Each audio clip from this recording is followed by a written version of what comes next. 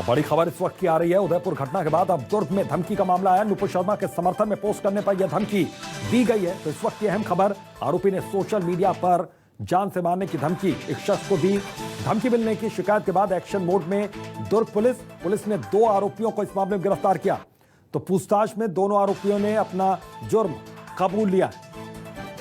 तो आरोपी ने सोशल मीडिया पर जान से मारने की धमकी एक शख्स को दी, इसलिए क्योंकि उसने नुपुर शर्मा के समर्थन में एक सोशल मीडिया पर पोस्ट की थी। उस पोस्ट के बाद उसे जान से मारने की धमकी दी गई। पुलिस ने 2 आरोपियों को इस मामले में गिरफ्तार कर लिया है। पूछताछ में दोनों आरोपियों ने अपना गुनाह कबूल कर लिया। तो बड़ी खबर और अहम खबर, तो उदयपुर घटना के बाद अब दुर्ग में इसी तरीके से एक धमकी देने का मामला सामने आया। हालांकि दुर्ग में पुलिस सतर्क, तुरंत एक्शन लिया गया यहां पर शिकायत के बाद और आरोपी को गिरफ्तार कर लिया। तो धमकी देने वाला आरोपी और यशवंत साहू हमारे सहयोगी इसी खबर पर जुड़ गए हैं। यशवंत, क्या मुख्य आरोपी को गिरफ्तार कर लिया गया है या फिर अभी भी वो पुलिस की पहुंच से बाहर है?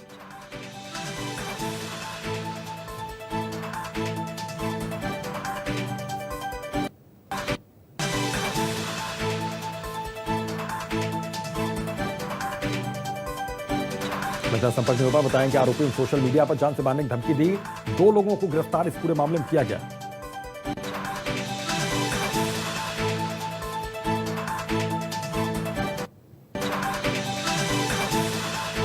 हालांकि धमकी मिलने के बाद दुर्ग में बवाल मच गया। हिंदूवादी संगठनों ने यहां पर जोरदार तरीके से प्रदर्शन किया। पीड़ित युवक के समर्थन में प्रदर्शन किया गया। आरोपियों के खिलाफ सख्त कार्रवाई की मांग यहां पर की गई। तो धमकी मिलने के बाद दुर्ग में बवाल मच गया। तो ये दुर्ग की तस्वीर, हिंदूवादी संगठनों ने यहां पर सपोर्ट किया पीड़ित का, जिस शख्स को यहां पर यह धमकी मिली थी। तो दुर्ग में देखिए किस तरीके से बवाल मचा है। तो पहले उदयपुर और उसके बाद अब दुर्ग में जान से मारने की धमकी एक शख्स को दी गई, इसलिए क्योंकि उसने नुपुर शर्मा के समर्थन में एक पोस्ट की थी और इसी पोस्ट पर यह बवाल हो गया। आई सपोर्ट नुपुर शर्मा, ये उसने पोस्ट की और इसी के बाद उसे धमकी मिलनी शुरू हुई। जान से मारने की धमकी उसे दी गई। उसके बाद उसने तुरंत, पीड़ित ने जाकर पुलिस में शिकायत दर्ज करवाई और पुलिस तुरंत एक्शन मोड में आई। कोई भी रिस्क पुलिस ने नहीं लिया, तुरंत ही गिरफ्तारी इस मामले में हो गई। हालांकि उसके बाद बवाल मचा। यहां पर हिंदूवादी संगठनों ने यहां पर प्रदर्शन किया। पीड़ित युवक के समर्थन में यहां पर प्रदर्शन किया गया। आरोपियों के खिलाफ सख्त कार्रवाई की मांग यहां पर की गई। ये देखिए, ये नारेबाजी हो रही है। धमकी मिलने की शिकायत के बाद एक्शन मोड में दुर्ग पुलिस ने 2 आरोपियों को गिरफ्तार किया है। तो उदयपुर में कांड, दुर्ग में बवाल और ये तस्वीरें देखिए। तो किस तरीके से यहां पर माहौल गरमाया हुआ है धमकी मिलने के बाद। और पुलिस भी तुरंत ऐसे मामलों में एक्शन ले रही है। जरा सा भी अगर ऐसा मामला सामने आ रहा है और पुलिस को शिकायत मिल रही तो पुलिस तुरंत एक्शन मोड में है। और दुर्ग में भी पुलिस ने एक्शन लिया। पुलिस ने 2 आरोपियों को इस मामले में गिरफ्तार कर लिया है। तो हिंदूवादी संगठनों ने यहां पर प्रदर्शन किया, पुतला फूंका। उदयपुर घटना के बाद अब दुर्ग में ये धमकी का मामला सामने आया है।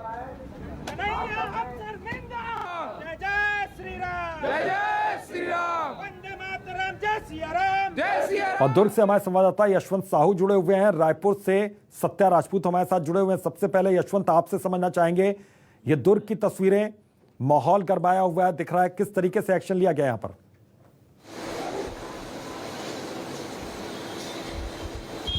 जी बिल्कुल, 12 जून की घटना है। राजा जगत, जो कुम्हारी का रहने वाला है, राजा जगत, ये 12 जून को एक पोस्ट डालता है इंस्टाग्राम पर। राजा जगत जो है ये पोस्ट डालता है कि मैं सपोर्ट करता हूं नुपुर शर्मा को, और उससे रिलेटेड इंस्टाग्राम पर पोस्ट डालता है। पोस्ट डालने के बाद एक उसे स्टोरी पर लगातार कमेंट आते हैं, कमेंट पर्सनल मैसेज आते हैं, जिसे इंस्टाग्राम में डीएम कहा जाता है, डायरेक्ट मैसेज कहा जाता है। उस मैसेज पर आता है तो उसके कई जो नाम है, 2-3 लड़के जो है, इसमें 2 लड़के हैं, 1 लड़की है, जो इस पर इंस्टाग्राम पर स्टोरी पर पोस्ट आकर उन्हें वो करते हैं, डायरेक्ट एक तरह से कहा जाए तो धमकी देते हैं कि भाई स्टोरी डिलीट कर दो, स्टोरी हटा दो। इस तरह के लगातार उसको धमकी मिलती गई और 3 लोग जो है धमकी दिए इस मामले में। तो उन्होंने जो है तत्काल 15 जून को एफआईआर के लिए कुम्हारी थाना में कंप्लेन दर्ज कराई, लेकिन कंप्लेन पुलिस वालों ने दर्ज नहीं किया। कहा कि रायपुर का मामला है, रायपुर में ही इस मामले की कंप्लेन होगी और कंप्लेन के बाद जांच होगी और आगे की एफआईआर होगी। यह मामला तब तक शांत था, लेकिन उदयपुर में नुपुर शर्मा के सपोर्ट में जो कन्हैया लाल की हत्या की गई, कन्हैया लाल सपोर्ट किया नुपुर शर्मा का, तो उसके बाद को दो जो आरोपी हैं, जो दो लोग हैं, उन्होंने हत्या कर दी नुपुर शर्मा की। उसके बाद यह मामला यहां तक पहुंचा कि यहां भी सपोर्ट करने पर, नुपुर शर्मा का सपोर्ट करने को लेकर यहां भी उसके खिलाफ में जांच की गई है। जांच करने के बाद कल मामले में एफआईआर की गई है। तो इस मामले में कहीं ना कहीं अभी दो आरोपी को पकड़ा गया है। दोनों, एक रितिका भारती है और रितिका भारती के साथ साथ जो आरोपी है कासिम, उसको गिरफ्तार किया गया। दोनों रायपुर के रहने वाले हैं और जो नाम है राजा जगत, ये भी रायपुर में काम करता है और कुम्हारी का रहने वाला है। तो कहीं ना कहीं इस मामले में अभी थोड़ी देर पहले ही बड़ा अपडेट आया है। न्यूज़ 24 मध्य प्रदेश सबसे पहले ये अपडेट दे रहा है कि दो आरोपियों को गिरफ्तार किए गए हैं।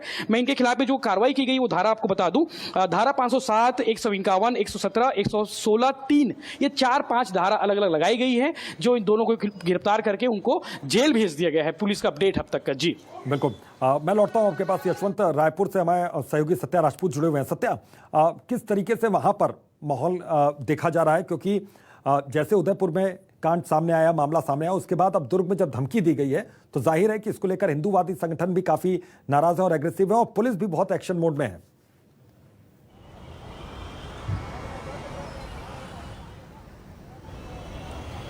बिल्कुल, जिस तरह से जो उदयपुर की घटना सामने आई है, उसकी आग जो उसकी लपटें जो है छत्तीसगढ़ में दिखाई दे रही है। और पहले नारेबाजी की गई थी, धरना प्रदर्शन किया गया था, और आज की अगर स्थिति की बात करें तो छत्तीसगढ़ बंद बुलाया गया था। और यहाँ पे स्थिति ठीक ऐसे ही जो दुर्ग में मामले आया और जो ये घटना हुई उसके बाद यहाँ पे संज्ञान लिया गया, और संज्ञान लेने के बाद जो है हालांकि लेट में जो है एफआईआर दर्ज की गई है। उसके बाद जो है गंभीरता से लेते हुए विश्वास चंद्राकर हमारे साथ जुड़े हुए हैं, सीएसपी हैं दुर्ग से। सत्या, आपको मैं रोकता हूं, आपके पास दोबारा लौटूंगा।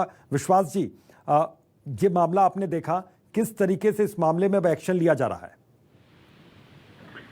ये थाना कुम्हारी का प्रकरण है जी। थाना कुम्हारी दुर्ग जिले में है, हाँ। छत्तीसगढ़ में जी।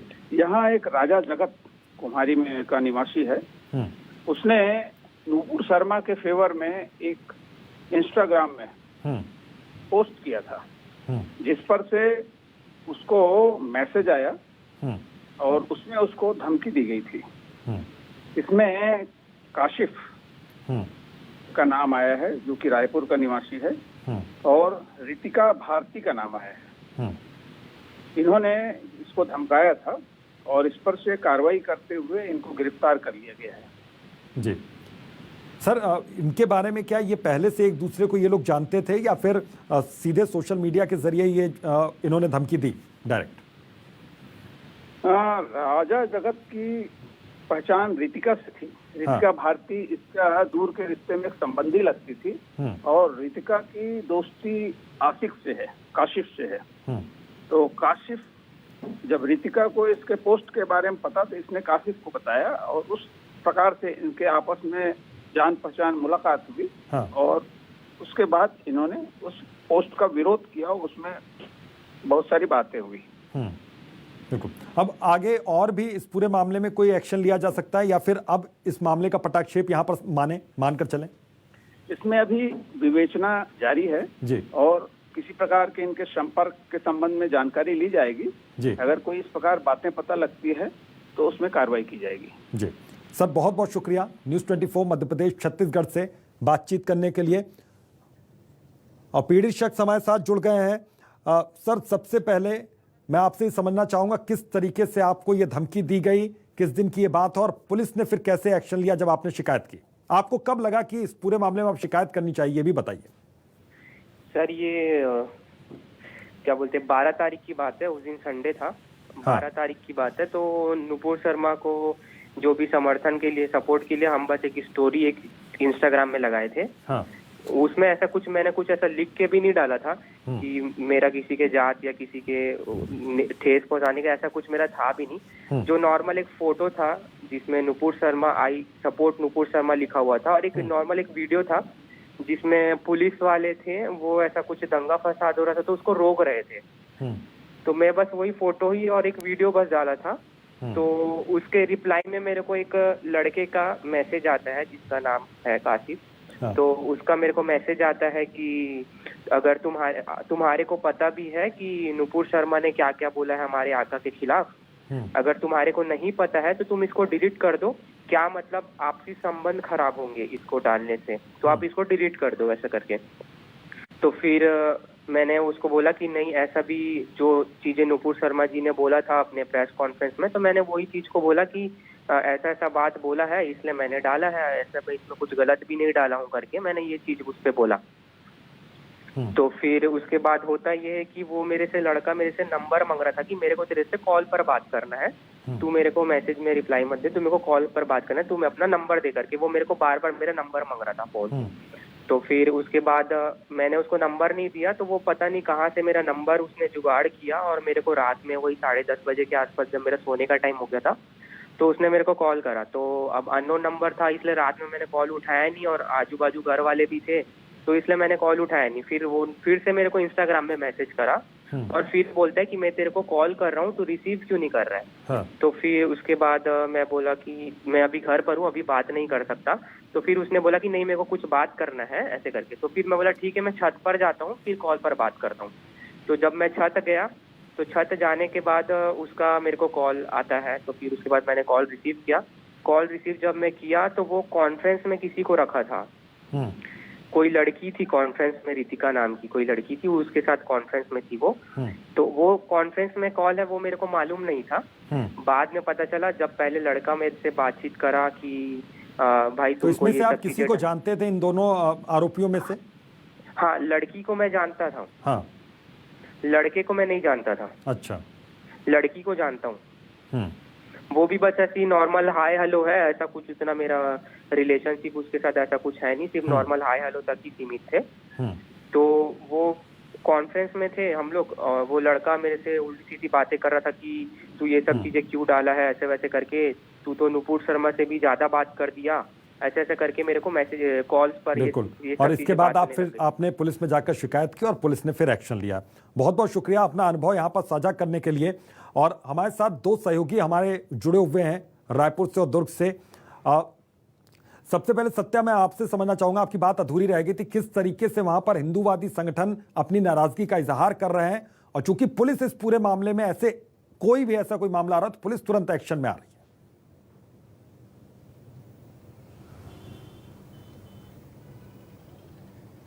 बिल्कुल, जैसे ये मामले का जो प्रकाश में आया उसके बाद एक एक करके जो हिंदू संगठन है सामने आते गए और लगातार इसका विरोध किया गया। और जो है इसी बीच में जो है उदयपुर की घटना को लेकर विरोध प्रदर्शन जारी था। तो तत्काल जो है इसमें पुलिस प्रशासन ने फिर संज्ञान लिया क्योंकि मामला 12 तारीख का था और जब गंभीरता को समझा गया उसके बाद इस पे जब कार्रवाई की गई है और तत्काल रायपुर से दोनों युवक को गिरफ्तार कर लिया गया है। चूंकि जो इंस्टाग्राम आईडी था वो फेक आईडी नहीं था, जिस नंबर से कॉल किया गया तो फेक नहीं था, इसलिए उनको ट्रैक करने में जो आसानी हुई है, इसलिए जो पुलिस है उनको तत्काल जो है गिरफ्तार कर लिया गया है। तो बिल्कुल इसे समझा जा सकता है कि जिस तरह से जो उदयपुर की घटना थी उसको लेकर ये मामला स्टार्ट हुआ था और अब जो पुलिस है उसको गिरफ्तार करके यहाँ पे पतासाजी कर रहे हैं। ये कहा जा सकता है कि पुलिस ऐसे किसी भी मामले में रिस्क लेने को बिल्कुल अब तैयार नहीं है। पुलिस ने तुरंत एक्शन लिया। पुलिस अधिकारी, अभी उनसे बात भी हो रही थी, उन्होंने कहा जैसे ही हमें शिकायत मिली हमने तुरंत एक्शन इस पूरे मामले में लिया, जांच शुरू कर दी थी।